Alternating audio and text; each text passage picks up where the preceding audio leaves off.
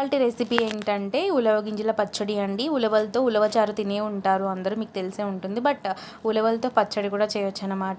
So first అయితే ఉలవల్ని బాగా వేగించేసుకుని గోల్డెన్ కలర్ వచ్చే వరకు కూడా ఫ్రై చేసుకుని పక్కన పెట్టేసుకున్న తర్వాత రోట్లో వెండిమిరపకాయలు, కొద్దిగా సాల్ట్, కొద్దిగా వాటర్ అనేది యాడ్ చేసి మెత్తగా పేస్ట్ లాగా దంచుకోవాలి. వెండిమిరపకాయలు దంచిన తర్వాత ఉలవల్ని కూడా యాడ్ చేసుకోవాలి.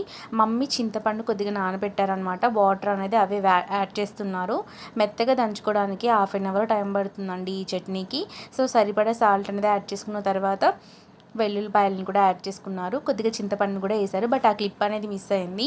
మెత్తగా దంచేసుకొని పక్కన తీసి పెట్టుకోవాలి. ఇప్పుడు పోపు కోసం స్టవ్ ఆన్ చేసి కడాయి పెట్టేసుకొని ఆయిల్ హీట్ అయిన తర్వాత పోపు గింజలు, వెండిమిరపకాయలు, కరివేపాకు, దంచుకున్న వెల్లుల్లిపాయలు, తర్వాత నూరుకున్న ఉలవ పచ్చడిని కూడా యాడ్ చేసుకుంటే టేస్ట్ అయితే చాలా బాగుంటుంది. చిన్నప్పుడు నాన్నమ్మ ప్రిపేర్ చేసేవారు అనమాట టేస్టీగా.